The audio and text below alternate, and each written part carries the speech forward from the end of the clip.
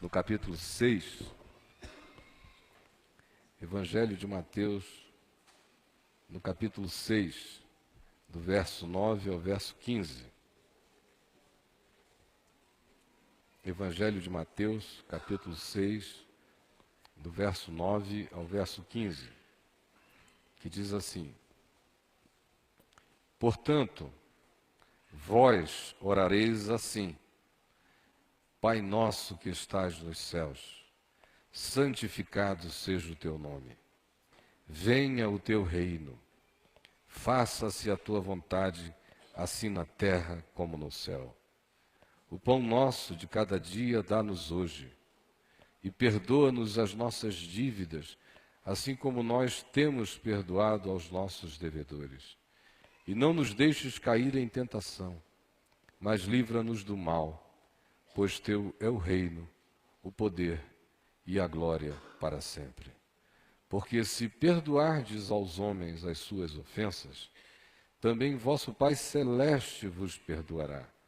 Se, porém, não perdoardes aos homens as suas ofensas, tampouco vosso Pai vos perdoará as vossas ofensas. Senhor Jesus, ensina-nos a orar. Em teu nome. Amém. Gente boa de Deus, olhem aqui para mim. Não existe no conceito do Evangelho, no ensino de Jesus, nenhuma oração que não seja antes vida. Assim como do ponto de vista de Jesus, não existe aquilo que Deus chame genuinamente de vida, não de mera existência com uma ânima psíquica e orgânica, mas vida, conforme a qualidade do significado do que seja vida em Deus, vida conforme o expressar da vontade de Deus na existência da gente, vida que se qualifique pela fé, pela esperança, pelo amor, pela misericórdia, pela verdade, pela justiça, pelo bom senso, pela realidade, pelas expressões de tudo quanto o Evangelho designa como sendo marcas absolutamente essenciais, insubstituíveis do que se possa qualificar como vida. Esse tipo de vida não acontece sem que ela própria não seja em si uma oração. De modo que, do ponto de vista de Jesus, não existe oração sem vida e não existe vida que seja genuinamente vida que não seja em si uma oração. Tentar separar essas duas coisas é insanidade espiritual, é doença, é uma jornada de esquizofrenia, é um caminho de dualidade, de irreconciliabilidade e de estabelecimento de um corte na existência da gente que não nos permite jamais desenvolvermos qualquer coisa que seja íntegra no nosso ser, que seja inteira, que seja una, que seja harmônica, que seja saudável e que tenha genuinamente relação com o que Jesus chama de vida, segundo Deus. Eu vou repetir, do ponto de vista de Jesus, não há oração que não tenha que ser vivida. E não há vida que, em sendo vivida segundo Deus, não seja em si um orar, é oração. É um falar, um orar, uma oralidade que produz ação, gesto, movimento, criação, concreção. Se não for assim, é apenas expressão adoecida da religião, que dicotomiza completamente essas partes, que faz com que o indivíduo transforme a oração numa aposta. A existência dele acontece num divórcio total em relação a qualquer que seja a consciência que ele tenha do significado do Evangelho, quando ele tem algum. E entendo, mesmo que o tenha, na maioria das vezes a oração dele é um deixa ver como é que fica, apesar de que eu sei tudo isso e não vivo, não pratico, não encarno, não desejo, não acho que precise. E falo com Deus porque quem sabe rola, quem sabe pega. É uma loteria. Por isso, cada vez mais, tão pouca gente ora, e por isso também, cada vez mais, tanto maior é o número das pessoas que, em ouvindo a loucura, a falácia e a mentira de que Deus troca bênção por dinheiro, entram nessas igrejas cassinos, caça-níqueis, para colocar grana no altar, porque divorciaram radicalmente o sentido de que orar é viver e viver é orar. Como a vida delas não é uma oração e a oração delas não é vivida, então ponhamos grana num altar. Façamos alguma barganha com Deus. Esquizofrenizemos-nos de vez. Pratiquemos essa hipocrisia religiosa que nos desumaniza, que anestesia nossa consciência e que nos faz escravos dessa crença mentirosa de que Deus está disponível para fazer barganha com a nossa grana. Quando na realidade, eu disse anteriormente, você põe isso aqui por uma consciência de privilégio. Não é troca, não é barganha. E oração só é oração se for uma vida posta em ação, em moção, em movimento. Se aquilo que eu peço a Deus for algo que eu esteja disposto a viver e a fazer. E eu tenho que estar disposto a viver e a fazer apenas aquilo que eu possa pedir a Deus. E aquilo que eu posso pedir a Deus, sem ser a oração do capricho, é aquilo que está determinado como vontade de Deus para que eu viva, eu faça e eu encarne. Por isto, quando os discípulos de Jesus pediram a Ele que lhes ensinasse a orar, Ele ensinou a ele esta oração chamada do Pai Nosso. Porque tudo que aqui está proposto tem exclusivamente a ver com um projeto para nós vivermos e nós morrermos. Tem a ver com o todo da nossa vida. Aquilo que abre a porta do nosso espírito e põe as trancas para a nossa vida em qualquer que seja o lapso da nossa existência. Eu só oro diante de Deus se a minha vida é uma oração vivida e encarnada diante dele. Do contrário, eu cumpro terços, rosários, correntes, movimentos, faço minhas ligas de repetição, pronuncio-me espiritualmente como seres alienados que imaginam que pelo seu muito falar serão ouvidos, que é o que Jesus disse no contexto dessa oração, dizendo que assim jamais pratiquemos. E a conclusão dessa oração prova exatamente o que eu estou dizendo a você. Presta atenção aqui. Como é que ela termina? Ela termina, depois de mencionar a necessidade de que quem pede perdão a Deus antes perdoe os seus inimigos, ou devedores, ou adversários, dizendo, perdoa as nossas dívidas assim como nós perdoamos os nossos devedores. A conclusão de Jesus é, porque se perdoardes àqueles que pecaram contra vocês, que devem a vocês, que estão em falta com vocês, também o vosso Pai Celeste perdoará as vossas ofensas. Se não perdoardes, tampouco vosso Pai Celeste perdoará as vossas ofensas. O que estabelece uma lógica espiritual irrefutável, que é essa que eu acabei de apresentar a vocês. Qual é ela? Qual é, de fato, esta lógica espiritual? Alguém pode repetir? Qual é essa lógica espiritual? Oração que não se faz vida, não ora nada. E a verdadeira vida se faz vida porque ela ora tudo enquanto caminha, enquanto é.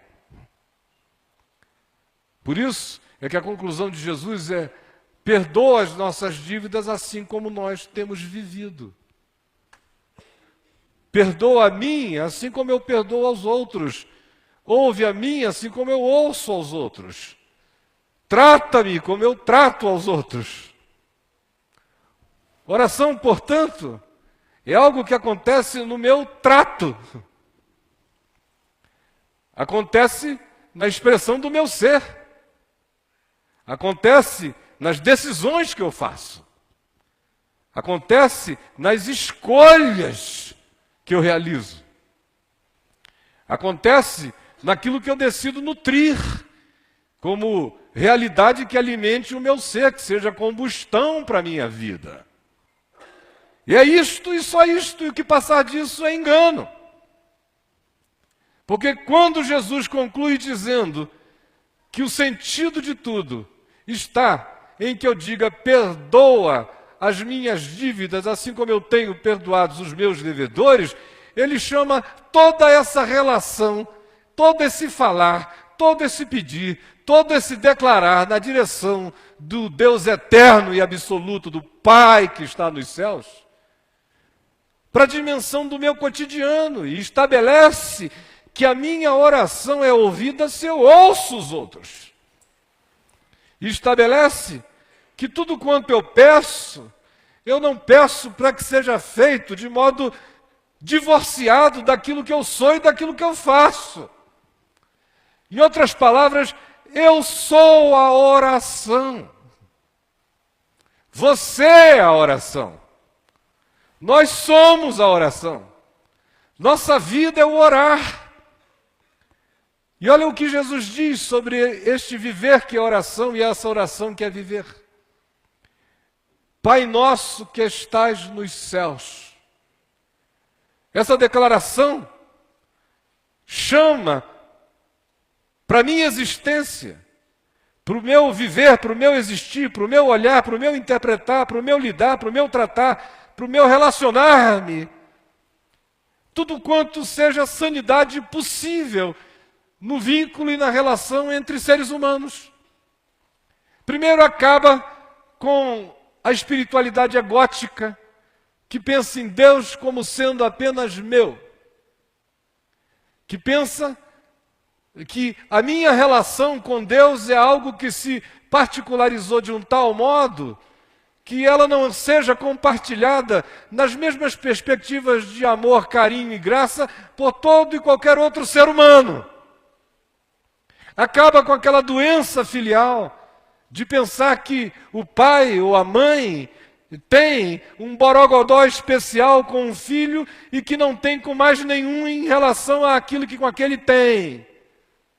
Quando eu digo Pai Nosso, por mais que eu saiba que existe uma individuação absolutamente irrepartível e incompartilhável no vínculo da pessoalidade do meu ser com Deus, ao mesmo tempo eu admito a possibilidade universal e mesmo carrego em mim a certeza universal de que a seu modo e com as peculiaridades desse mesmo vínculo, Deus tenha, e com cada ser humano do planeta, uma relação de amor tão especial quanto aquela que eu julgue que comigo exista.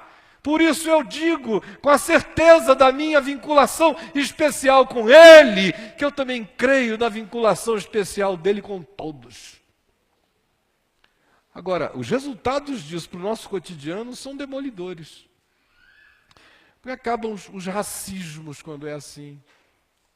Quem diz Pai Nosso que estás nos céus, não diz, eu jamais deixaria minha filha casar com um cara amarelo, um cara preto, um cara branco, um cara beisola, seja lá o que for, que para você seja preconceito.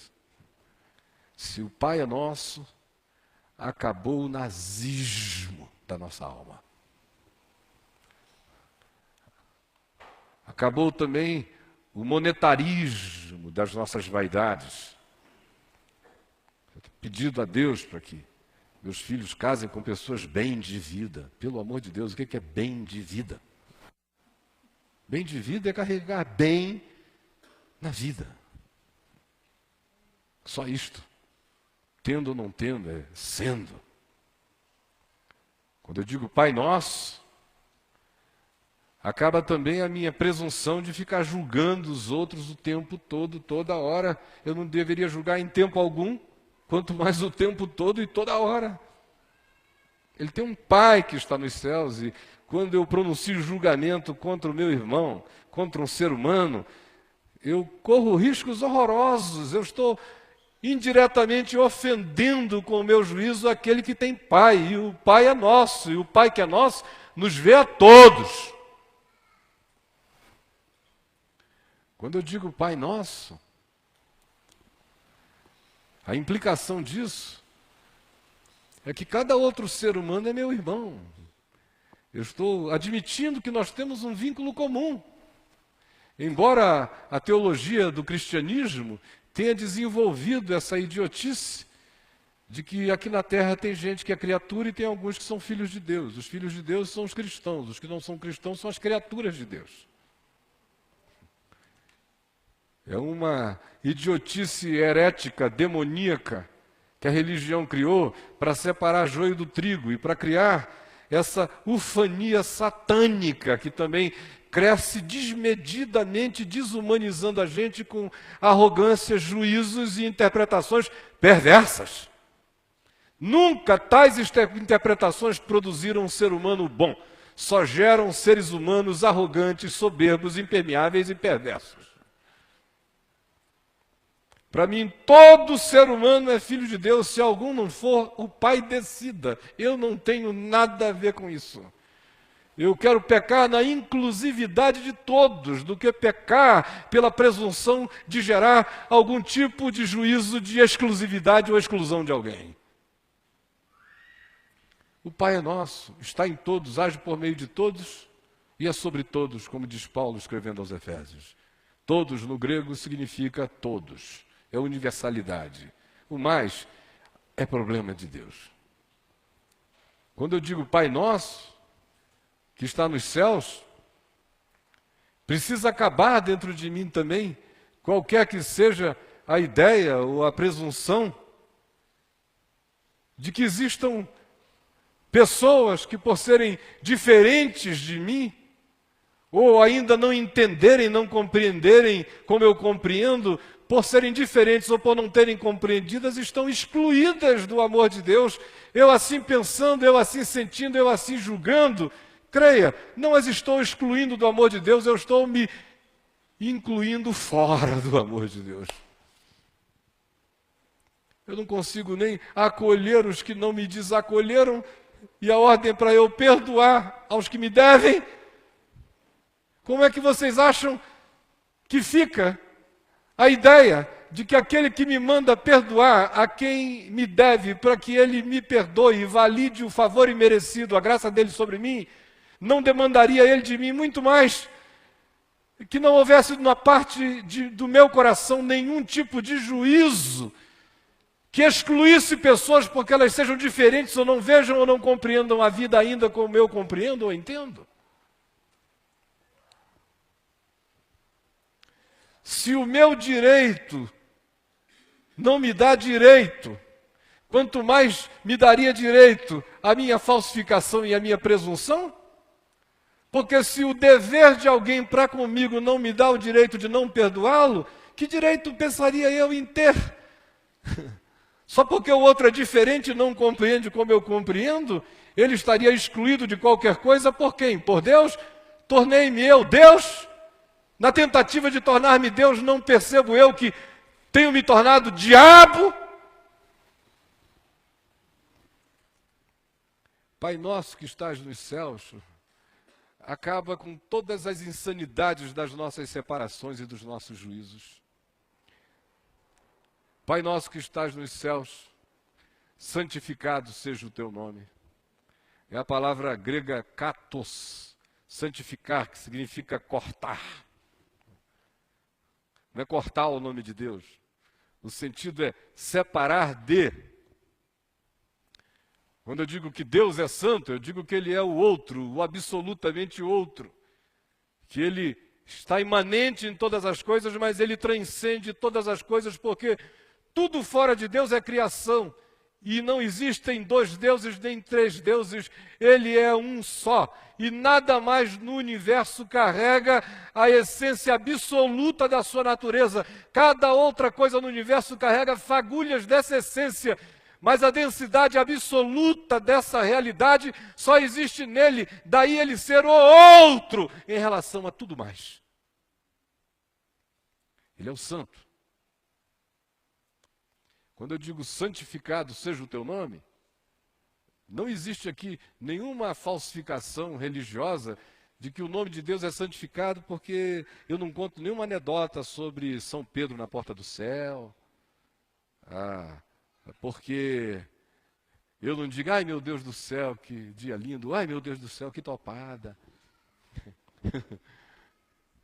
Ou eu não digo, ai meu Deus, que prazer extraordinário eu tive fazendo amor com a minha mulher agora. Não. Santificado seja o teu nome, é algo que não tem a ver com palavras, tem a ver com uma consciência que ao reconhecer que Deus é assim, e que diz que deseja ser filha do Pai Celeste, o chama de Pai Nosso que estás nos céus, evoca para si o mesmo sentido de viver uma vida que seja separada para Ele, que seja uma vida entregue a Ele, que seja uma vida cortada de toda a antivida por amor a Ele, portanto, seja uma vida que se separa de todo ódio, se separa de toda maldade, se separa de todo egoísmo, se separa de toda perversidade, se separa de todo capricho, se separa de toda idolatria, se separa de toda veneta, não porque fuja do mundo, não porque se evada, não porque se separe de pessoas, mas separa o seu ser dessas coisas e busca as coisas lá do alto. E busca viver e encarnar a santidade de Deus, porque Deus é amor, logo, amor é a santidade de Deus, e aquele que ama, tanto mais quanto genuinamente ame, tanto mais santo será, e tanto mais o nome de Deus santificado será na vida dele. Santificar o nome de Deus não é um pronunciar de uma fala sobre Deus, tu és o máximo, não tem ninguém como o Senhor não, hein? Olha lá, estou te elogiando.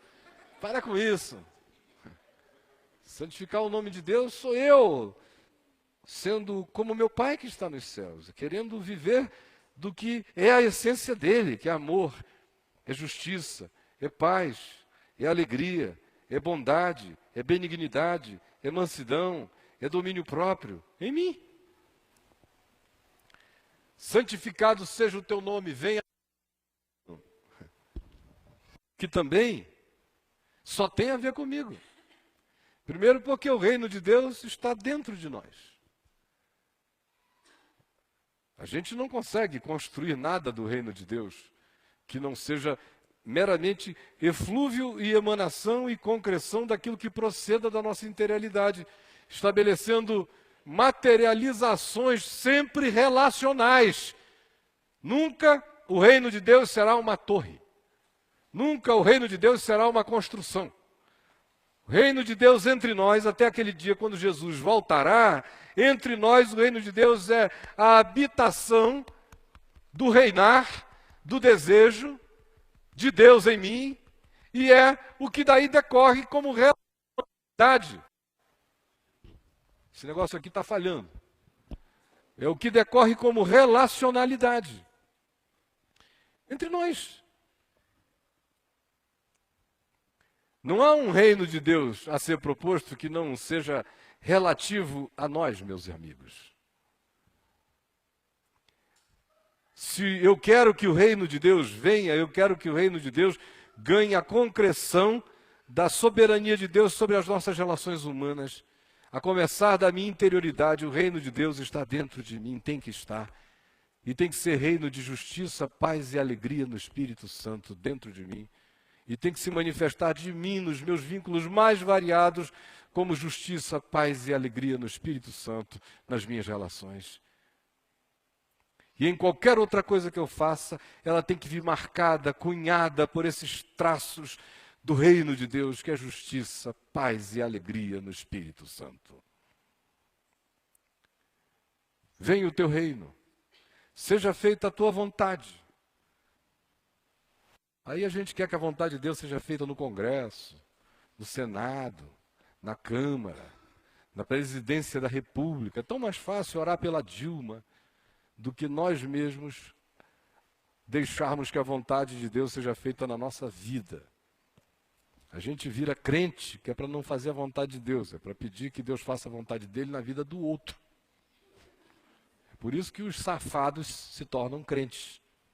Aí vem para a reunião de oração, todo mundo pedir pelo outro, para o outro se tornar a minha imagem e semelhança, para o outro se adequar à minha idiosincrasia, para o outro aprender a gostar do meu desgosto, para o outro se submeter às minhas vontades.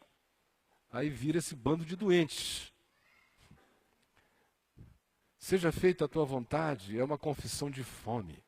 Como Jesus disse, a minha comida consiste em fazer a vontade daquele que me enviou. Fazer a vontade de Deus, seja feita a tua vontade, é antes de tudo em mim. Porque se ela não se estabelecer em mim, aonde mais ela se estabelecerá? Se a única dimensão pela qual eu posso orar, com a certeza de que eu e a oração nos misturamos, na medida em que o meu pedido carrega também a minha resposta? Aonde mais essa vontade de Deus tem que ser vivida, encarnada e realizada além da minha vida? Eu só posso responder pela vontade de Deus em mim, conquanto eu desejo que aconteça conosco. E peço que esse bem seja de todos, e venha sobre todos, e seja o entendimento de todos, mas eu não espero que todos a ele se submetam. Eu respondo por mim esta oração. Venha o teu reino. Seja feita a tua vontade aqui na minha vida. O pão nosso de cada dia, dá-nos hoje.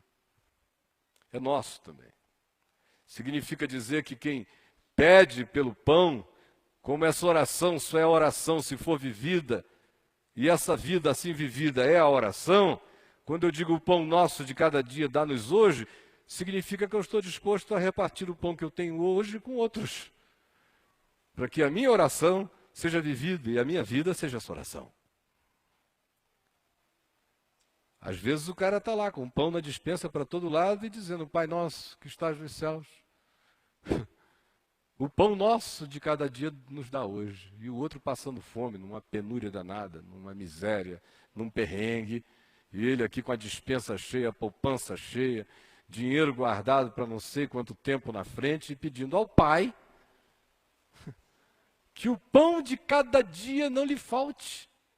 Se ele, pela sua volúpia, ou pelo sistema, ou pelos privilégios desiguais deste planeta, conseguiu acumular milhares de dias de pão, milhares de pães hora, anos-luz de pão. E ele pede que não falte pão a nós. Está faltando ao teu irmão porque você não sabe aonde enfiar tanto pão, meu irmão. Você não tem estômago para tanto pão. E guarda esse pão. Aí pede, fazendo essa macumba de maldade, afrontando os céus. Pai nosso que estás nos céus, o pão nosso de cada dia nos dá hoje. Mentira, seu safado, canalha, cretino, hipócrita, desalmado. Se hoje você tiver pão só para hoje, não tiver perspectiva do pão de amanhã, a maioria já está aqui num desespero danado. E ainda faz essa poesia para os céus, como se porque foi Jesus que ensinou, o coração do Pai fosse ficar assim, embabacado. Eles estão falando a oração que meu filho ensinou. Todo mundo desesperado, se só tem o pão de cada dia. Porque olham para mim pensando que a minha bênção sobre eles tinha que garantir já a eles pelo menos uns 50 anos de pão para frente. Senão eles estão em crise. Senão tem alguma coisa errada. E quando tem, não olham para o lado e dizem que eu sou o pai de todos. Olhem a loucura da nossa alma, a blasfêmia do nosso ser, o assinte da nossa existência, a agressão que a nossa vida é, o grito nojento, o vômito, que é essa expressão dessa espiritualidade que é apenas uma feitiçaria praticada em nome de Jesus, num desamor, numa alienação, numa desconexão de Deus do próximo e numa incapacidade enorme de nos enxergarmos que ela não traz mais juízo sobre nós, porque Deus é misericordioso e bondoso, porque a gente afronta os céus todo dia com as nossas mentiras sem fim. O pão nosso de cada dia nos dá hoje. Perdoa as nossas dívidas, assim como nós perdoamos os nossos devedores.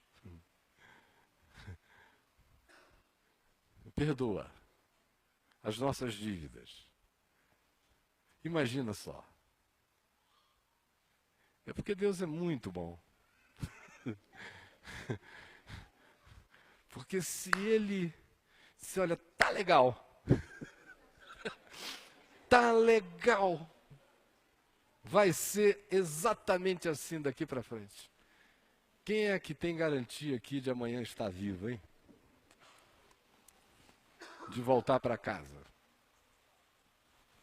Gente, a gente mente demais. Quase tudo é mentira. Quanta mágoa, quanto ressentimento, quanta raiva, quanta implicância, quanta veneta. Até em relação àqueles que simplesmente são diferentes e a gente detesta. Em relação a quem nos deva, a quem tenha sido injusto conosco, aí é que parece que nós nos sentimos no direito total de nos tornarmos verdadeiros alás. Alá do islamismo, aquele Deus inflexível, de um justicismo legalista, implacável, misericordioso com os amigos, implacável com os inimigos. Mas nós somos verdadeiros diabos na realidade. Porque além de que a gente não perdoa os que nos devem, não perdoa merrequinha de dinheiro, nem merreconas, não perdoa afrontas, não perdoa abusos, não perdoa transgressões, não perdoa pecados, não perdoa realidades que você possa qualificar como tendo sido dívidas para com você, para com a sua pessoa. Para além disso, a gente ainda se dá o direito de desgostar, mesmo por desgostar. De graça. Eu não fui com a cara. Não bateu. Sabe, não rolou. E daí, o que eu posso fazer, cara? Não rolou. Não rolou. Ao contrário, entrou atravessado. Você está me entendendo? Então, o que eu posso fazer? Seu idiota. Você pode se converter a ele, você pode deixar de ser demônio. Você pode virar gente. Você pode virar filho de Deus. Você pode virar filho da graça. Você pode ser como seu Pai Celeste, que faz nascer sol sobre maus e bons e vir chuvas sobre justos e injustos. Você pode buscar essa perfeição de ser na relatividade do seu ser, mas que aperfeiçoa você na medida em que, apesar de todas as suas imperfeições, você perdoa sempre, você perdoa tudo. E eu lhes digo, não é impossível viver assim, não é, bilhões de vezes não é impossível viver assim. Não é. Se fosse, ele não mandaria que assim o fosse. Não é. Dá para aprender a viver sem deixar o sol se pôr sobre a nossa ira. Dá para aprender a viver sem mágoas, sem memórias, sem ressentimentos, sem reavivamentos, sem aquelas dores que não perdoam, sem aqueles direitos adquiridos a ficarmos com reservas contra quem está bem ao nosso lado ou longe de nós, seja lá o que for, mas que em relação à nossa vida encontra sempre não uma cautela, não uma atitude que diga, bom, eu não sou nenhum ingênuo, sei que essa pessoa já me magoou muitas vezes, eu não tenho nada contra ela, ela está perdoada, eu me reservo apenas ao direito de ser prudente. Não é disso que se está falando é daquela situação que com razão ou sem razão, a gente deixa crescer dentro da gente o espírito persecutório, o juízo, o capricho, a veneta, a raiva, a ira, o ódio, a dívida. O débito eterno. quase que uma certeza de que espiritualmente aquela pessoa está danada. Porque nos ofendeu. E quando não nos tem ofendido, só porque ela não é como a gente gostaria que ela fosse. O pecado dela é ser diferente de nós. Aí você vai pedir a Deus perdão de quê? Perdão de estar transando com a mulher do seu próximo? Sob que argumento? Senhor, eu entrego a minha também para todo mundo traçar. É esse o seu argumento? A sua defesa é a suruba? É o swing? Qual é? Em que perspectivas é que você está tentando se relacionar com Deus? Está estabelecido e não há negociação. Eu recebo o perdão de Deus unilateralmente, já recebi, todos receberam. Deus estava em Cristo reconciliando consigo o mundo. E uma vez que eu saiba disso, eu creia nisso e eu diga a mim e a Deus e aos anjos e ao mundo que eu sou perdoado pela graça de Deus, que é favor imerecido, que é bondade unilateral de Deus e que é por esse amor injustificável, só justificado pelo fato de que Cristo morreu por nós, sendo nós pecadores, para nos reconduzir a Deus, perdoados e justificados pela justiça dele, Jesus. Se eu creio no que Jesus fez por mim, de graça, uma vez que eu creia nisso, uma vez que essa gratuidade tenha se estabelecido em meu favor na minha consciência, daí em diante, por essa graça, eu sou chamado a repeti-la na direção de todos os homens. Eu sou perdoado de graça para que de graça eu perdoe todo mundo. Do contrário, o que eu recebo de graça, não sendo transferido de graça por mim, eu faço interromper o fluxo da graça, do favor imerecido. Todo dia eu sou objeto de favor imerecido. Todo dia eu tenho que ser Deus para o meu irmão, para a minha irmã, apenas da perspectiva de transferir para ele e para ela qualquer que seja o favor imerecido. Quanto a perdoar.